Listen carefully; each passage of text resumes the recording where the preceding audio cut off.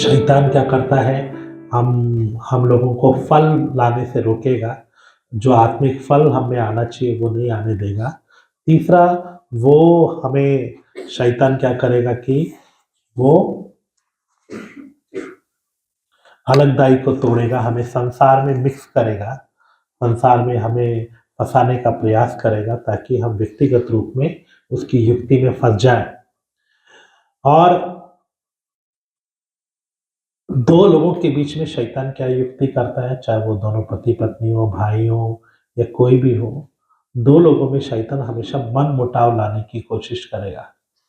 मनमुटाव लाता है और उनको फिर अलग-अलग कर देता है। अ, चाहे चेले थे, चाहे पौलुस और बरनबास थे, हर एक के बीच में मनमुटाव लाने का कोशिश करता है। दोनों ही अपनी जगह सही थे, लेकिन फिर भी उनका मनमुटाव इतना बढ़ गया कि वो अलग हो गए।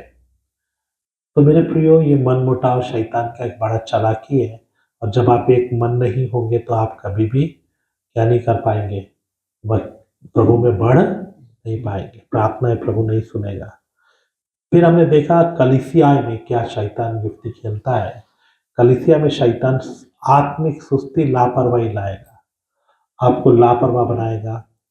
अ, बाइबिल नहीं पढ़ेंगे, व्यक्तिगत जीवन में भी है, कलीसियाई रूप में भी बाइबिल पढ़ना, प्रार्थना करना, संगति करना, लापरवाही करेंगे, 1 दिन नहीं आया, 2 दिन नहीं आया, 2 सप्ताह नहीं आया, घर में बाइबिल पढ़ना बंद कर दिया, संगति करना बंद कर दिया। पास्टर्स लोग भी उतना ध्यान नहीं देते, और धीरे-धीरे लोग क्या होते हैं, सुस्त और लापरवाह हो जाते हैं। इसलिए सिर्फ़ संडे आराधना आप चलाते हो तो कलीसिया कभी सिद्ध नहीं होगी। इसलिए उनको हमेशा एक्टिविटी में क्या करना है, लगा कर रहना। हमारा उद्देश्य वचन सिखाना, हमारा ड्यूटी है, और उन लोगों को वचन सीखना है तो उनको कुछ ऐसा एक्टिविटीज़ में डालना है कि वो हमेशा क्या करते रहें, वचन सीखते रहें, संगति करते रहें। इसीलिए मैं संडे स्कूल शुरू कर देता हूँ, इसीलिए मैं टेस्ट शुरू कर देता हूँ जहाँ भी जाता हूँ, ताकि वो लोग संडे स्कूल में रहें, पढ़ें। उनको टेस्ट का डर रहेगा तो पढ़ेंगे संडे स्कूल में या बाकी चीज़ों में।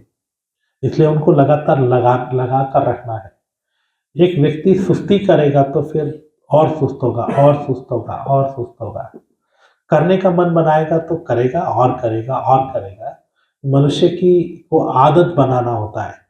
तो जब वो टेस्ट का तैयारी करता है, बाइबिल पढ़ता है, प्रार्थनाएँ करता है, तो वो धीरे-धीरे उसका हैबिचुअल हो जाता है, आदत हो जाता है, और फिर वो करेगा।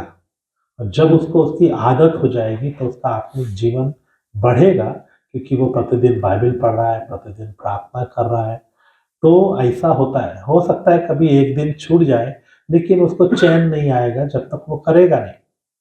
तो हमें हमेशा इन्वॉल्व कर कर रखना है। आप कल सेवकाई करेंगे, पहले तो अपने जीवन में हमेशा बाइबिल पढ़ें, प्रार्थना करें, सुस्ती ना करें। एक दिन सुस्ती करोगे तो अगले दिन फिर आएगी, और धीरे-धीरे आप वो छोड़ दोगे। ऐसे नोट्स लिखने में, बाकी चीज़ों में, है ना? तो उसके लिए भी क्या करना है? आज मंडे है, आप लोग नोट्स नहीं दिखाया? हाँ, तो मंडे नहीं हुआ ना? ओके, सब है, वेरी गुड। तो हमें क्या करना है, नोट्स बनाना है। सुस्ती आएगा तो सुस्ती आता जाता है, तो वो सुस्ती आने नहीं देना। मनुष्य की आदत है कि वो आरामदायक ज़िंदगी में जल्दी जाता है। हमारे हरियाणा में कहावत है कि नींद और पेट जितना चाहो बढ़ा सकते हो। पेट मतलब भूख, आप उसे घटा भी सकते हो और बढ़ा भी सकते हो। अगर आप दिन में 18 घंटे भी सोओगे, आप सो सकते हो, आदत हो जाएगी। आप जैसी आदत डालोगे, आप 5 घंटा 6 घंटा सो रहे हो, बस उतने में ही होगा तो आपके शरीर में उतनी ही आदत हो जाएगी। 6 घंटे से नीचे भी कुछ लोग सोते हैं, 5 घंटा 4 घंटा, लेकिन आगे जाकर उनकी सेहत पर उसका असर होता है। तो मिनिमम 6 घंटा सोना चाहिए, लेकिन उससे ज़्यादा आप बढ़ा सकते हो, 12 घंटा, 13 घंटा, 14 घंटा। शरीर को आदत हो जाएगी, आप सोते ही रहोगे। ऐसे ही पेट है, आप थोड़ा ज़्यादा खाना शुरू कीजिए और खाना शुरू कीजिए, धीरे-धीरे आपकी डाइट क्या होती जाएगी, बढ़ती जाएगी। ये 2 चीज़ें आप बढ़ा सकते हैं। इसीलिए शैतान क्या करता है, आपको सुस्त बनाता है, लापरवाह बनाता है। तो वो अभी तक हमने सीख लिया था। आज हम जो सीखने जा रहे हैं, आज ट्यूसडे है और 3-4 दिन के बाद क्लास हो रही है। तो आज हम शैतान का युक्ति को देखेंगे। पढ़िएगा लूका रचित सुसमाचार उसका 8 अध्याय उसका 14वां वचन। Luke chapter 8 verse 14। लूका 8 अध्याय इसका 14वां वचन। जो झाड़ियों में गिरा, ये वह है जो सुनते हैं, पर आगे चलकर चिंता और धन और जीवन के सुख विलास में फंस जाते हैं और उनका फल नहीं पकता। तो यहाँ पर लिखा है 3 झाड़ियों के बारे में लिखा है। झाड़ियां कौन कौन सी हैं? क्या क्या है? चिंता, संसार की चिंता। क्या है? संसार की चिंता और धन, धन का लालच। मरकुस भी मिलाकर पढ़ेंगे तो धन का लालच। और तीसरा है सुख विलास पाने का मन। तो ये जो थर्ड वाला है, शैतान इसमें आपको फंसाता है, चाहे व्यक्तिगत हो, चाहे पारिवारिक हो, चाहे कलीसियाई रूप में हो।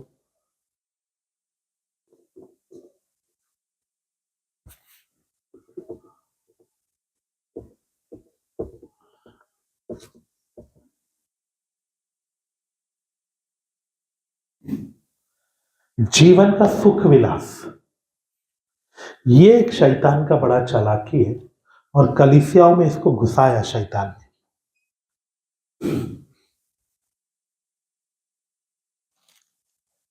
जीवन का सुख विलास, ये झाड़ी है, 3 लिखने की जरूरत नहीं है।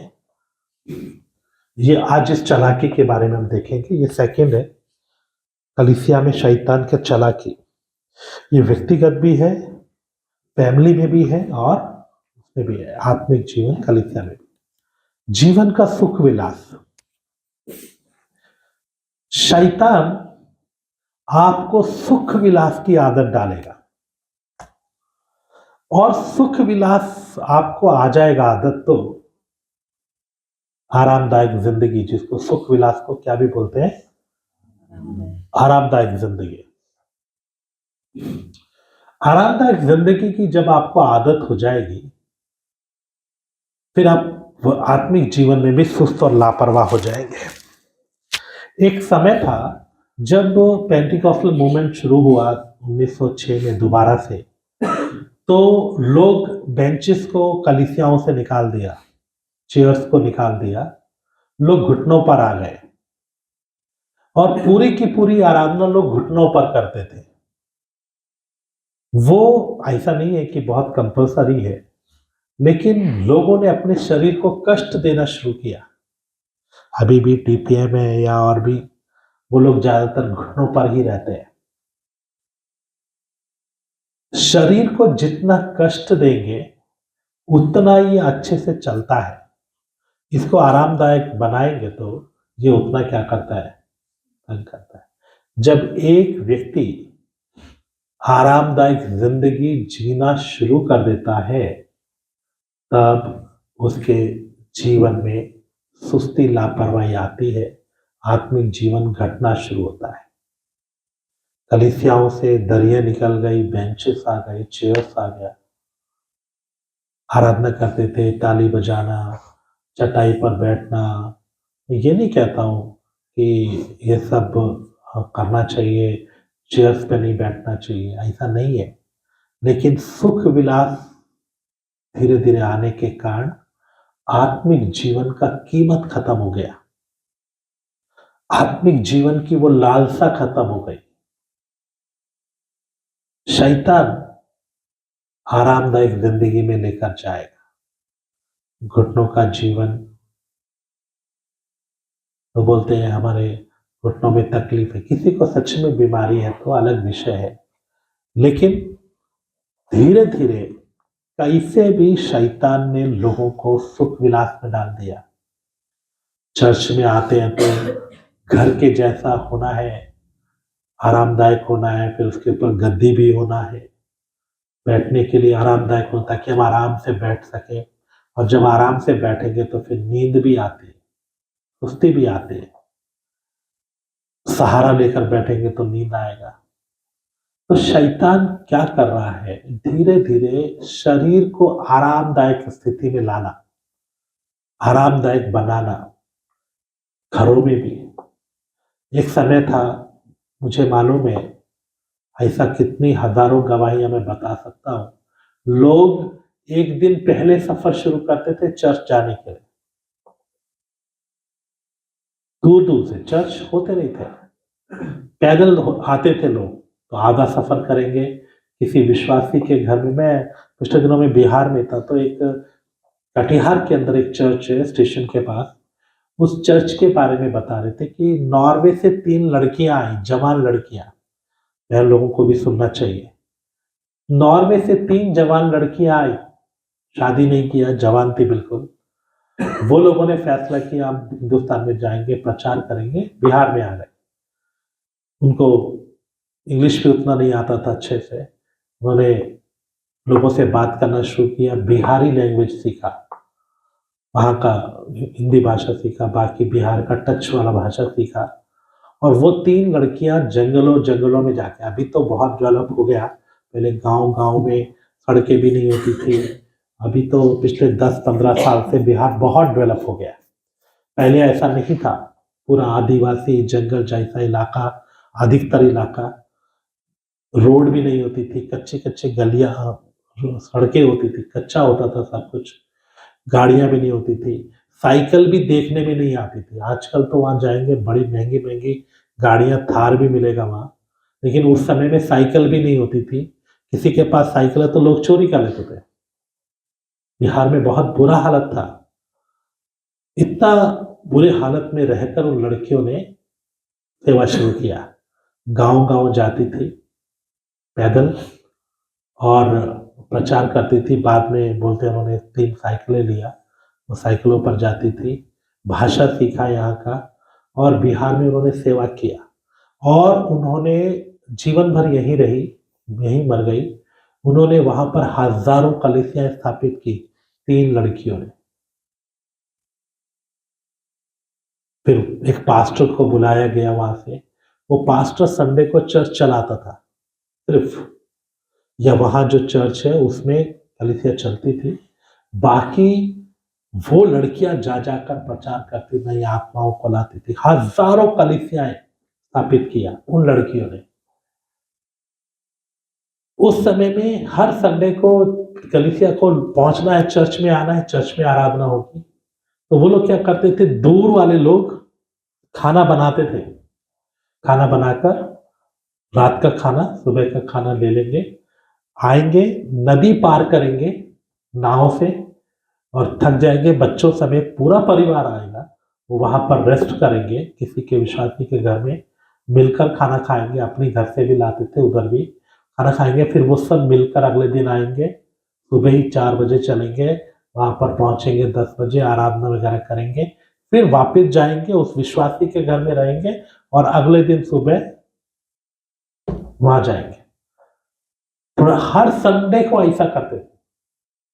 हम लोग भी जानते हैं, हम लोग घूम घूम कर सेवा करते थे। लोग कितना दूर दूर से आते थे, लोग कष्ट उठाने के लिए तैयार थे, लोग करना चाहते थे।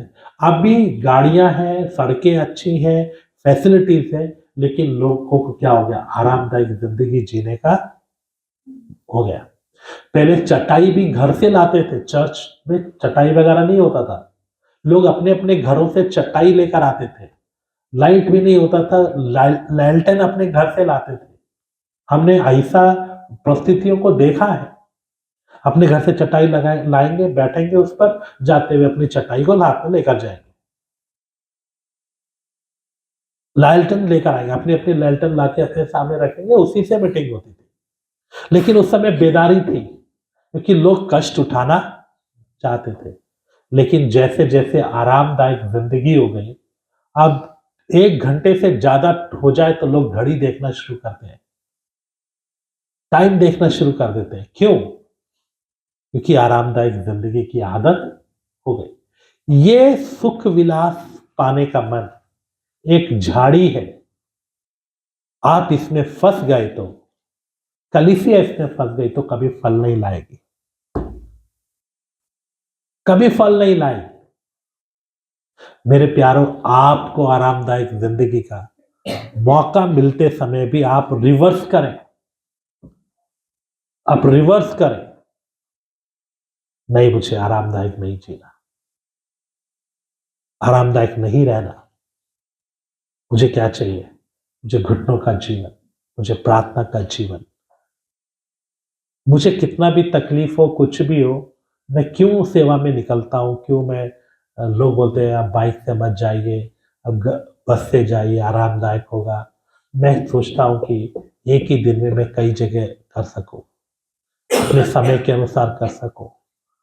चाहे शरीर को कष्ट हो, कुछ भी हो, मुझे करना है। बीमार होने के बाद भी मैं जाता हूँ। क्यों जाता हूँ? इस शरीर को आराम देंगे तो ये तो आराम और मांगेगा। ये शरीर को क्या नहीं देना? आराम नहीं देना। सुख विलास का मन, आरामदायक जिंदगी का मन, आरामदायक जिंदगी हो, कुछ भी करना ना पड़े। आज धीरे धीरे साइंस तरक्की कर रही है, लोग नई नई चीजों को बना रहे हैं, नई नई डिवाइसेस आ रही हैं, नए नए चीजें बन रही हैं। जिंदगी और अधिक आरामदायक हो रही है। इतना गर्मी होते समय भी मैं कूलर नहीं लगाता हूँ। कारण क्या है? उसका आदत होगा तो बाहर सेवा में जाते समय में गर्मी ज्यादा लगेगी, फिर मन में आएगा चलो सुबह जाएंगे, शाम को जाएंगे, दोपहर में नहीं जाएंगे। ये शरीर को आरामदायक जिंदगी की आदत डालेंगे तो ये उसमें ढल जाता है, फिर ये दुख उठाना नहीं चाहता। हमें अपने शरीर को आदत डालना है। ये हम क्या करें? कष्ट का जीवन उठाएं। आरामदायक जिंदगी शैतान देगा, प्रभु नहीं देगा भाई, कौन देगा? शैतान देगा। आपको मन आएगा, देखो गर्मी बहुत है, चलो एसी में रहना शुरू कर दो। फिर एसी की आदत होगा तो अरे लोग बोलेंगे पास्टर जी हमारे घर में प्रार्थना, भाई दिन में मत रखना, शाम को रखना, मुझे बहुत गर्मी लगता है, मेरे बच्चों को गर्मी लगता है, उनको तो एसी का आदत है। मैं उसी घर में आऊंगा जहां एसी होगा, जहां फैसिलिटी होगा, और फिर धीरे धीरे सेवा से विमुख होते जाएंगे। एक दिन में कोई नहीं गिरता, एक दिन में कोई भी सुस्त लापरवाह नहीं बनता, एक एक दिन में कोई भी गिरता नहीं है। ऐसा नहीं है कि एक ही दिन में कोई गिर जाता है। यहूदा इस्करियोती ने यीशु को बेच दिया, एक दिन में नहीं हुआ कि एक दिन में अचानक उसको आया और बेच दिया। वो धन की चोरी करता था, उसको धन का लालच शुरू से था। उसने सोचा चलो पैसा मिल रहा है, मौका मिल रहा तो क्यों नहीं करते। ऐसा ही मेरे प्यारों, आपको शैतान क्या करेगा? आरामदायक जिंदगी में डालने की कोशिश करेगा। शैतान को ये बात अच्छी तरह पता है। एक पुस्तक है इंडिया में, उसका नाम है डिस्कवरी ऑफ इंडिया।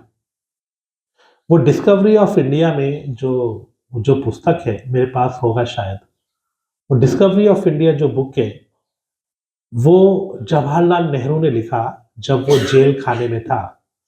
तब उसने अपने पुराने एक्सपीरियंसेस को याद किया, फिर लिखा, फिर उसमें कुछ फोटोज भी जोड़े गए और उस जमाने में कैसा इंडिया था उस सब के बारे में उसमें डिस्क्राइब किया गया है। किस जगह की क्या खूबी है, क्या वहाँ की वेराइटीज है, क्या है वो सब चीजें। उस किताब के लास्ट में जवाहरलाल नेहरू ने जो लेटर्स इंदिरा गांधी को लिखे थे, पत्र लिखे थे, वो पत्र का कॉपी भी छपा हुआ है पीछे उसी उसमें। छपा हुआ है और उसने इंदिरा गांधी को जेल से बहुत से पत्र लिखे और उसमें इंदिरा गांधी उस समय प्राइम मिनिस्टर थी।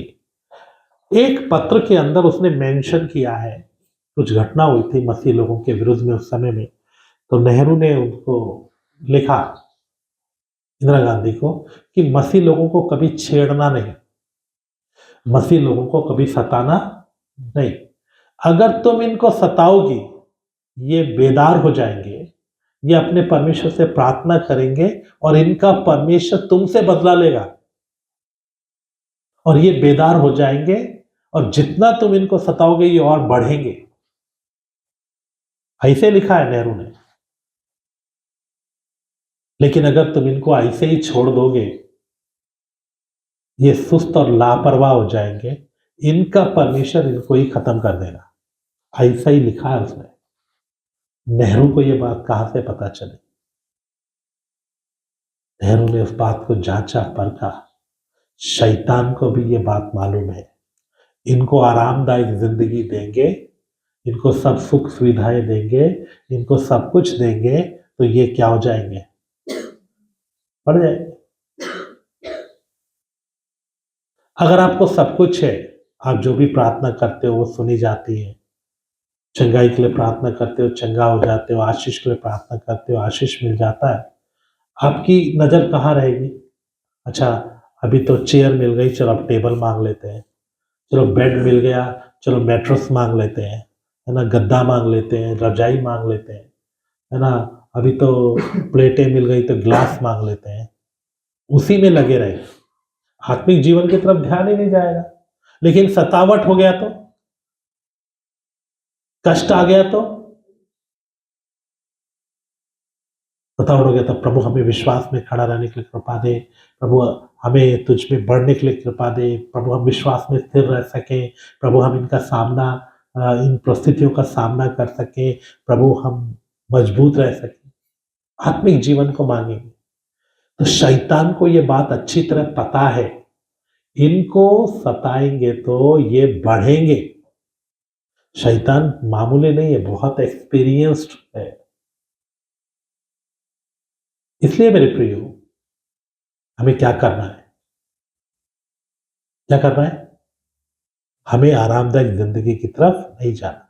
शैतान का युक्ति मैं आपको बताता हूं, सतावट बढ़ रहा है, प्रभु ने मुझे बोला सतावट बढ़ेगा, लेकिन सतावट उतना भी नहीं बढ़ेगा जितना हम सोचते हैं। शैतान क्या करेगा? सतावट को ज्यादा आने नहीं देगा। छोटा मोटा इधर उधर कुछ घटनाएं होती है, लेकिन जैसा पहला सदी में सतावट हुआ, ऐसा सतावट नहीं होगा। सतावट बढ़ रहा है, हर बार हर साल कुछ अधिक अधिक हो रहा है। अभी छत्तीसगढ़ में बुरा हालत है, छत्तीसगढ़ में बहुत पादरियों को मारा जा रहा है, पीटा जा रहा है, वहां चल रहा है, उड़ीसा में कुछ जगह में चल रहा है, हमारे देश में। तो मेरे प्रिय, सतावट की कुछ छुटपुट घटनाएं हैं, लेकिन शैतान पूरा सतावट नहीं लाएगा।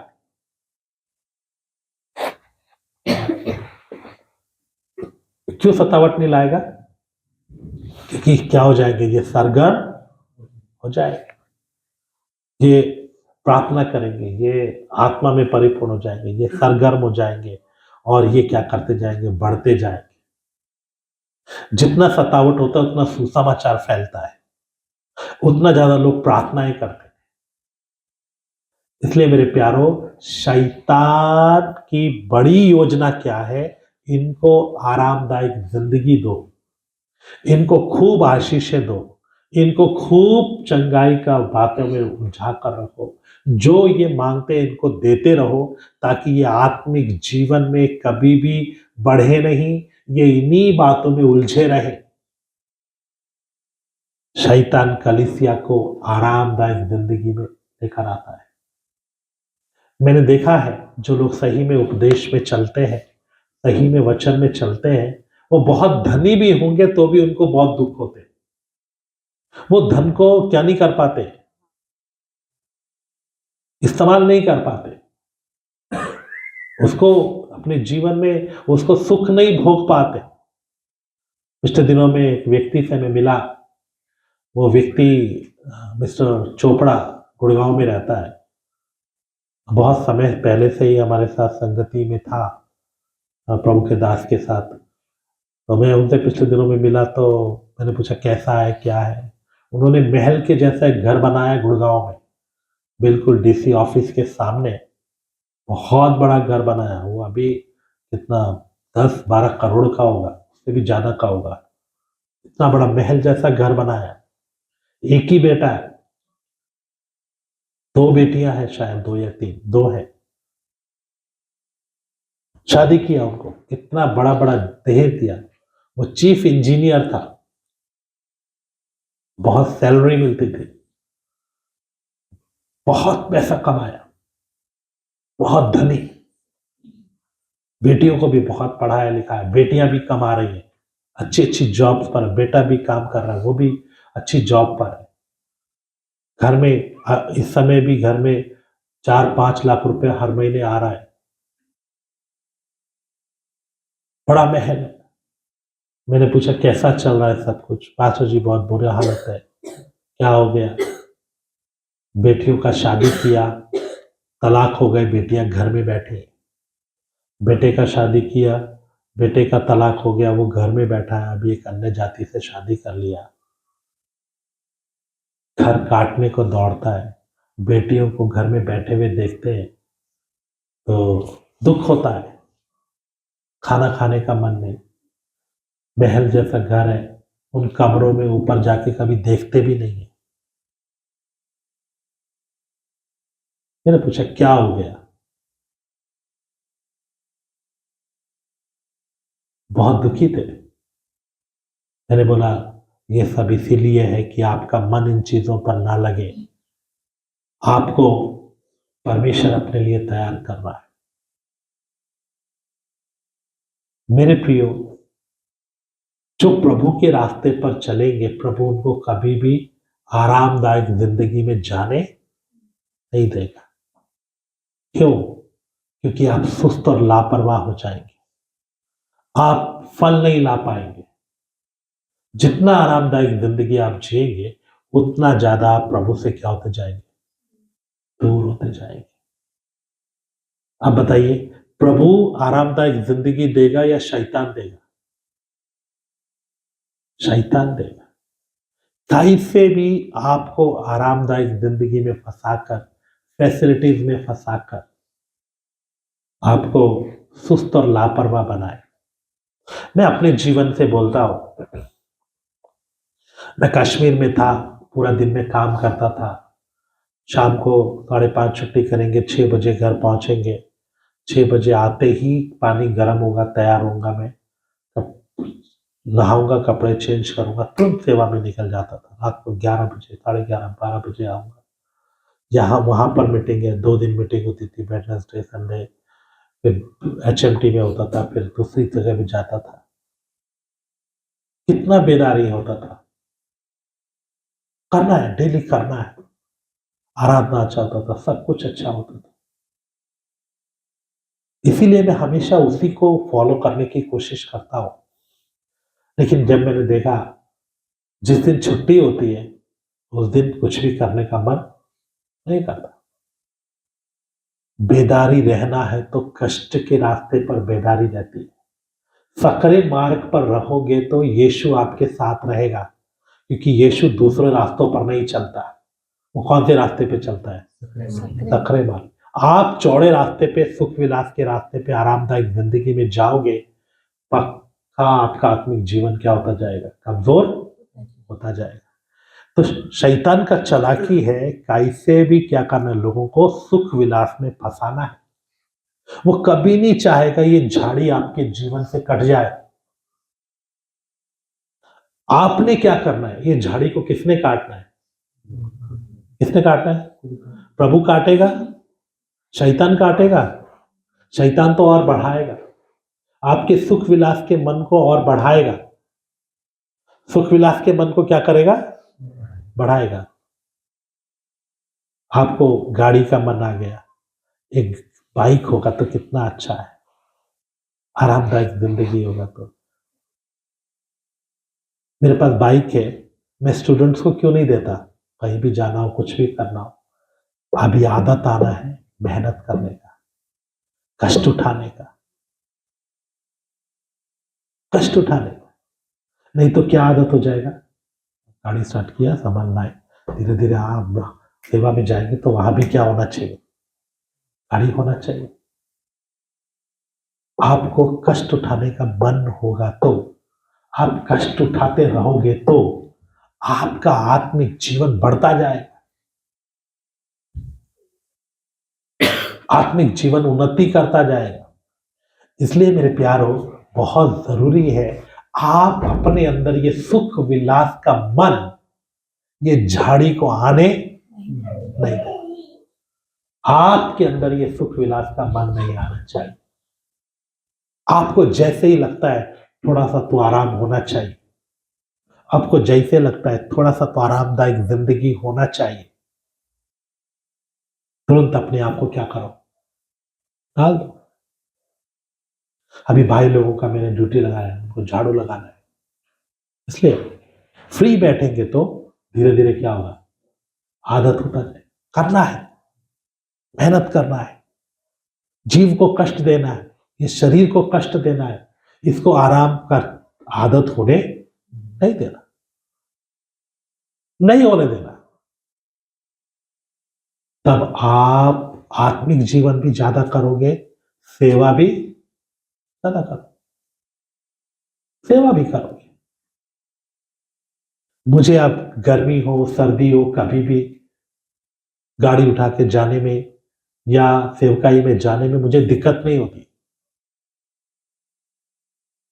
तेलंगाना में मैं मई महीने में जाता हूं, वहां के लोगों को छुट्टी होता है, वहां जाएंगे उस महीने में तो इतना गर्मी है, पूरे इंडिया में सबसे ज्यादा गर्मी वहीं होता है, तो भी मैं जाता हूं, मुझे परेशानी नहीं है, क्योंकि शरीर को क्या किया है, आदत डाला है। लंबा लंबा सफर करता हूं, मुझे परेशानी नहीं।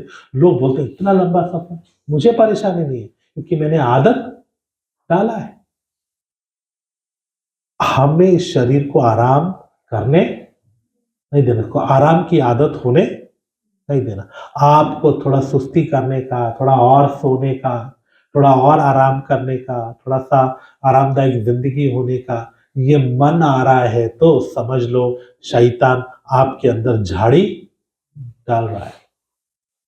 आपके जीवन में, आपके पारिवारिक जीवन में, परिवार के लोगों में उनको कष्ट उठाने का नहीं होगा तो उनको कष्ट उठाना है, उनको कष्ट में रखना है, दुख उठाने वाले बनना है। मेरे प्यारो, हमारा प्राण और हमारा शरीर कभी भी दुख उठाना नहीं चाहता, हमने उसको जबरदस्ती डालना है।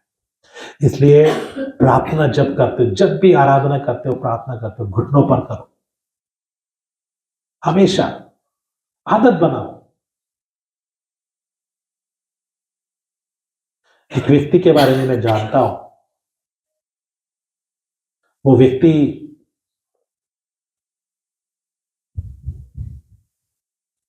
7 से 8 घंटे घुटनों पर प्रार्थना करता था। अपने बेड से नीचे उतरता, नीचे बेड के किनारे पर घुटना टेक के प्रार्थना करता। ऐसा बोलते हैं जहां वो प्रार्थना करता था वहां छेद हो गया था फर्श में। फर्श में क्या हो गया, छेद हो गया, उस जगह पर घुटनों के निशान पड़ गए, क्योंकि वो प्रार्थना करता था। वचन भी कहता है अपने घुटनों को, हाथों को सीधे करो और घुटनों को हमें बलवंत करना है, घुटनों पर का जीवन आना है। लोग बोलते हैं जब हम आराम से बैठकर कर सकते हैं तो क्यों ऐसा करना है। मेरे प्यारों, हम कष्ट उठाने वाले बनना है, शरीर को दुख देकर, कष्ट देकर। तो जितना आप करोगे उतना ज्यादा क्या होते जाओगे, आप सेवकाई में, आत्मिक जीवन में बढ़ोगे। दुख उठाओ, शरीर बोलेगा प्रार्थना मत करो, शरीर बोलेगा अब नोट्स मत बनाओ, अभी थक गए, चलो थोड़ी देर सो जाओ, थोड़ी देर आराम कर लो। नहीं, ये शरीर को जितना आप इस्तेमाल करोगे, जितना इसको हार्ड बनाओगे उतना हार्ड हो जाएगा। एक एसी में रहने वाले को सड़क पर बोलो पत्थर तोड़ो, वो तोड़ेगा? नहीं तोड़ेगा। लेकिन रोड के ऊपर बैठा वो सुबह से शाम पत्थर तोड़ता है, उसको फर्क नहीं पड़ता, क्योंकि उसके शरीर को क्या हो गई? आदत हो गई। इस धनी व्यक्ति को बिल्कुल गरीब बना दो, सब इसको कंगाल बना दो और फिर इसको बैठा दो, एक हफ्ते के अंदर ये सीख जाएगा पत्थर कैसे तोड़ना है। ये शरीर को आप जितना रगड़ोगे उतना ही अच्छा रहेगा, जितना करोगे। विलियम कैरी के बारे में मैं आपको बताता हूँ। विलियम कैरी इंग्लैंड का रहने वाला था और आपको मालूम है हमारे देश में उसका ऐतिहासिक रूप में उसका नाम बहुत ही उत्तम नाम है या बहुत ही ऊंचा नाम है। हमारे इंडिया में कुछ लोगों का नाम सोने से लिखा हुआ है। हिस्ट्री में एक जगह है जहाँ पर जिन्होंने हमारे देश में बहुत उत्तम योगदान दिए हैं, उनके नाम सोने से लिखा हुआ है, सुनहरे अक्षरों से लिखा हुआ है। उसमें विलियम कैरी का नाम भी सुनहरे अक्षरों से लिखा है। हिंदुस्तान में जितनी भी डिक्शनरीज हैं सब विलियम कैरी ने बनाई। उसने बाइबल ट्रांसलेशन के लिए बनाई, लेकिन बाद में हिंदुस्तान में सबसे पहली यूनिवर्सिटी, अभी हिंदू लोग बोलते हैं फलानी यूनिवर्सिटी थी, ये सब फालतू की बातें करते हैं। पहली यूनिवर्सिटी हिंदुस्तान में किसने बनाई? विलियम कैरी ने, कलकत्ता के अंदर श्री रामपुर यूनिवर्सिटी सबसे पुरानी सबसे बड़ी यूनिवर्सिटी है।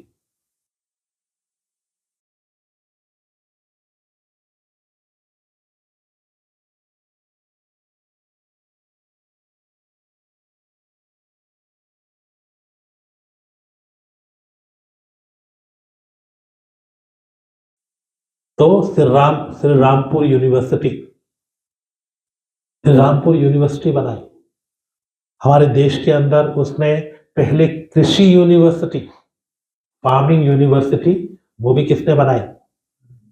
उसने बनाई। डिक्शनरी हमारे पास जो है ये भी उसी का दिया हुआ है। शेड्यूल कास्ट को पढ़ाई लिखाई उसकी देन है। सती प्रथा के जो औरतों को जिंदा जला दिया जाता था उसमें उसका बहुत बड़ा योगदान है। और भी लोग थे, उससे पहले भी कुछ लोगों ने शुरू किया, लेकिन उसने भी बड़ा योगदान दिया। बहुत चीजों में उसने बहुत योगदान दिया। मेरे प्रियो, वो व्यक्ति पूरे दिन में सिर्फ 4 घंटा सोता था।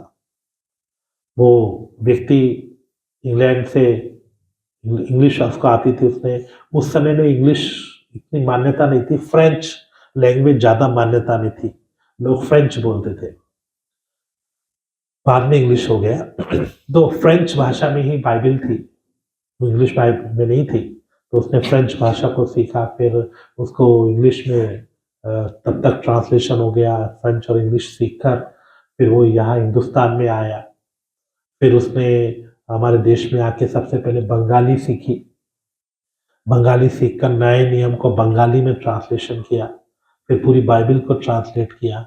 ऐसा उसने 64 भाषाएं सीखी, 64 भाषाओं में पुराना नियम और लगभग 38 या समथिंग, मुझे एग्जैक्ट नंबर याद नहीं है, उतने में उसने पूरा बाइबल को ट्रांसलेट किया,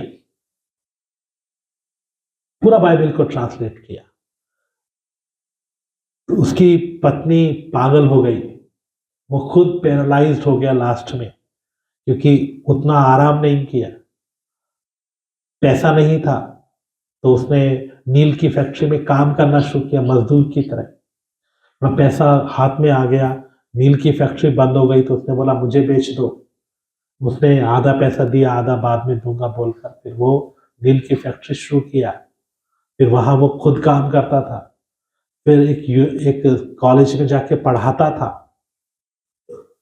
फिर उसने यूनिवर्सिटी शुरू की, अपना कॉलेज शुरू किया, यूनिवर्सिटी शुरू की, वहां पढ़ाता था, नील की फैक्ट्री में काम करता था, मैनेजर था।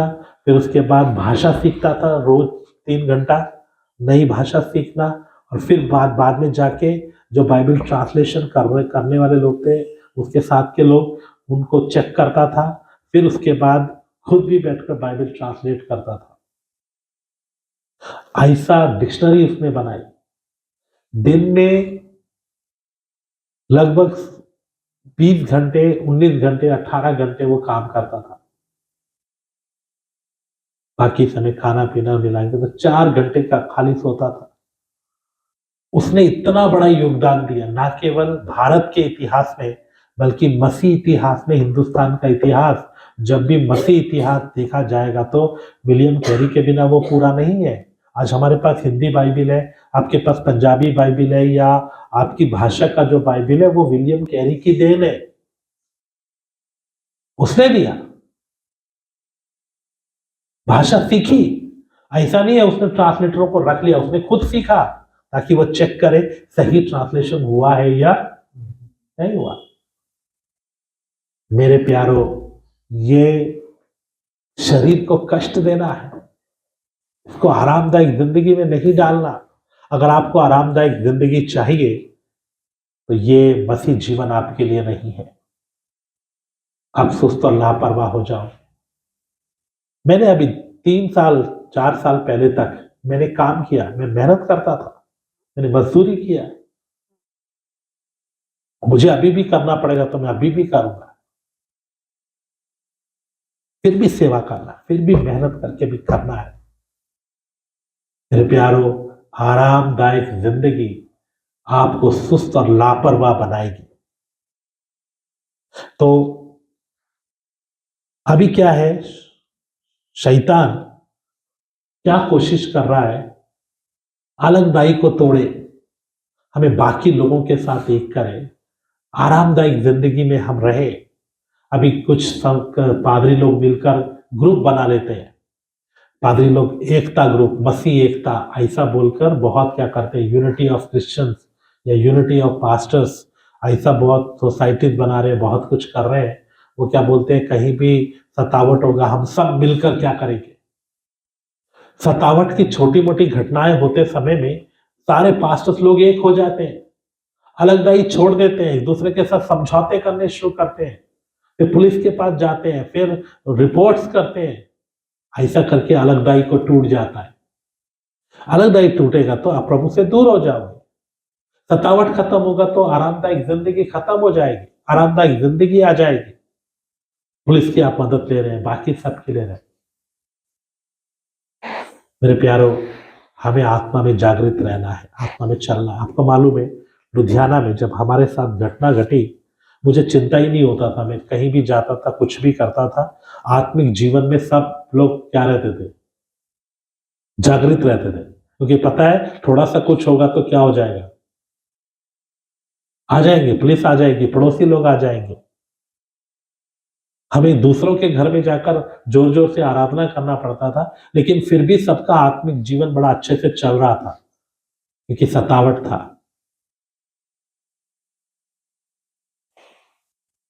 इसलिए बहुत जरूरी है कि आरामदायक जिंदगी को हम क्या करें, त्यागें। सतावट हो ना हो, हमें खुद अपने आप को क्या करना है, कष्ट के रास्ते पर धकेलना है, कष्ट के रास्ते पर डालना है। नहीं तो मेरे प्यारो, आप क्या नहीं कर पाएंगे, इसमें चल नहीं पाएंगे। पिछले दिनों में हिंदुस्तान में पोप आया। अभी पोप आकर हिंदुस्तान में जैसे ही वो उससे निकला, एरोप्लेन से निकला, प्लेन से निकलते ही उसने तुरंत धरती के ऊपर माथा टेककर हिंदुस्तान की धरती को चूमा, धरती माता की जय हो करके बोला। और फिर उसने लोगों को इकट्ठा किया स्टेडियम में, वहां पर उसने अपना प्रचार प्रचार किया। कोई मसीह प्रचार नहीं किया, एकता होना चाहिए, एकता होना चाहिए। उसने क्या किया, उसने हिंदू लोग भी, मुस्लिम लोग भी सब आए, क्रिश्चियंस को एक तरफ खड़ा किया, सारे पास्टर्स को, दूसरी तरफ उसने हिंदू पंडितों को, बाकी को खड़ा किया, बीच में खुद खड़ा होकर इनको सबके हाथ पकड़ लिए, इधर सबके हाथ पकड़े और बोला यीशु मसीह की ये दोनों बाजुएं हैं, ये मसीह लोग एक बाजू है, ये हिंदू लोग एक बाजू है, हम सबको मिलकर रहना है, एकता के साथ रहना है। मेरे प्यारो, एकता लाना ही शैतान का चालाकी है। अलगदाई हटाकर लोगों को एक करना ही क्या है, शैतान का। लोग आपके पास भी आएंगे, आप सेवा करने लगेंगे, लोग आपके पास आएंगे। हमें मिलजुल कर रहना चाहिए। सतावट आएगा तो क्या होगा, परेशानी होगी, हम मिलजुल कर रहेंगे तो लोग हमें सता नहीं पाएंगे, हमें एक दूसरे के लिए खड़े होना है, चलो थोड़ा सामर्थ दिखाते हैं, चलो भीड़ दिखाते हैं। मुझे कितना लोग बुलाते हैं, बोलते हैं पास्टर जी आप इतना पुराने हो, आपको इतना एक्सपीरियंस, आपको आना चाहिए। नहीं, मेरे पास टाइम नहीं है। वो लोग पैसा मांगते हैं ग्रेवयार्ड के लिए, बाकी के लिए मैं देता हूं, जो ग्रेवयार्ड में जमा करना होता है या बाकी में करना होता है ले लो, आप जितना चाहिए आप ले लो, लेकिन मैं क्या नहीं करूंगा, आपकी बातों में मैं शामिल नहीं होऊंगा। क्यों? हमें आरामदायक जिंदगी नहीं चाहिए। हम तो बोल रहे हैं सतावट हो, हम तो चाहते हैं सतावट आए, क्योंकि सतावट आएगा तभी कलीसिया क्या होगी, निखरेगी, तभी सतावट आएगा तभी कलीसिया मजबूत होगी। लेकिन मुझे इतना मालूम है, छोटा मोटा इधर उधर घटनाएं थोड़ी बढ़ रही हैं और भी बढ़ेंगी, लेकिन बड़ा वाला सतावट कभी भी नहीं आएगा। चाइना में अभी सतावट धीरे धीरे खत्म हो रहा है, अभी भी है लेकिन उतना नहीं है, क्योंकि वहां भी सतावट आया तो कलीसिया बहुत बढ़ती ही चली गई, बहुत बढ़ गई। इसलिए मेरे प्यारो, शैतान क्या करता है, हमें आरामदायक जिंदगी में धकेलता है, व्यक्तिगत भी, पारिवारिक रूप में भी और कलीसियाई रूप में भी। आप कभी भी आरामदायक जिंदगी की तरफ मत जाना। अरे आराम होगा, आराम से चलेंगे, आराम से सफर करेंगे, आराम से ऐसा करेंगे, आराम से ऐसा करेंगे, ऐसा आदत हो जाएगा तो आप प्रभु से क्या हो जाओगे, दूर हो जाओगे। ये शैतान का एक बड़ा चालाकी है। आइए आंखों को बंद करें, प्रार्थना करें। मैंने केवल एक ही वचन बताया, बाकी ऐसे ही वर्बली आपको बात किया। मेरे प्यारों, शैतान की ये बहुत बड़ा चालाकी है, आपको सुख विलास की झाड़ी में फंसाए, आरामदायक जिंदगी की बातों में फंसाए।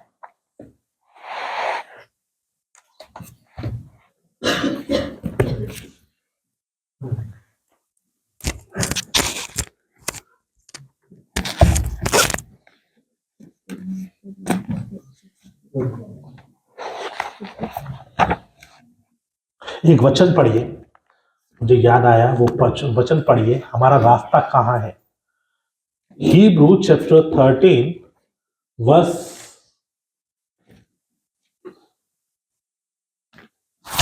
12 to 14, इब्रानियों की पत्री 13 अध्याय 12 वचन से 14 वचन। इसी कारण यीशु ने भी लोगों को अपने ही लहू के द्वारा पवित्र करने के लिए फाटक के बाहर दुख उठाया।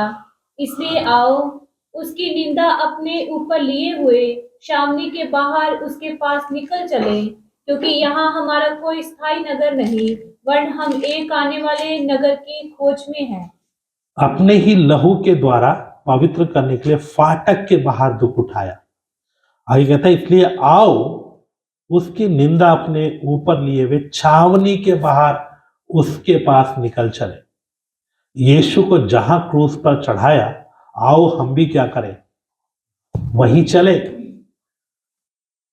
यीशु को कहां क्रूस पर चढ़ाया? गोलगाथा पर, कूड़े की जगह, वहां कूड़ा ही कूड़ा था। यरूशलेम से बाहर जाकर दूर वहां क्रूस पर चढ़ाया। मेरे प्यारो, यीशु मसीह को दूर बाहर, शहर से बाहर, शहर में आरामदायक जिंदगी है, शहर में मार्केट है, शहर में हर फैसिलिटी मिलेगी, लेकिन कूड़े की जगह पर कोई फैसिलिटी। वचन कहता है, आओ उसके पास चले, छावनी को छोड़कर बाहर चले। अगर आप छावनी का जीवन चाहते हो तो मसीह जीवन आपके लिए नहीं है, लेकिन अगर आप छावनी के बाहर दुख का जीवन उठाने के लिए तैयार हो तो आप यीशु को प्राप्त कर पाओगे। इसलिए पौलुस कहता है, मैंने सब चीजों की हानि उठाई, जो चीजें मेरे लाभ की थी उनको भी मैंने क्या समझ लिया, हानि समझ लिया, ताकि कैसे भी मसीह को प्राप्त करो, उसकी मृत्यु की समानता को प्राप्त करो। हमारा उद्देश्य आरामदायक जिंदगी नहीं, हमारा उद्देश्य कष्ट उठाकर, निंदा उठाकर, बदनामी उठाकर एक दिन यीशु की मौत की बराबरी को प्राप्त करना। आपका लक्ष्य क्या है?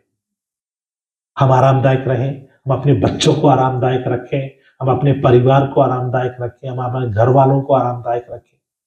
ये अगर आपका लक्ष्य है, हम आरामदायक जिंदगी जिए, ये आपका लक्ष्य है, अब मेरी सारी इच्छाएं पूरा हो, मेरी सारी मर्जी पूरा हो, मैं अपने लिए, अपने लोगों के लिए मैं आरामदायक कर सकूं, तो मेरे प्यारो, ये रास्ता फिर आपके लिए नहीं। आपको क्या चाहिए? छावनी के बाहर यीशु के पास निकल चलना है, या यीशु को छोड़कर छावनी का आरामदायक जिंदगी चाहिए? प्रार्थना करें।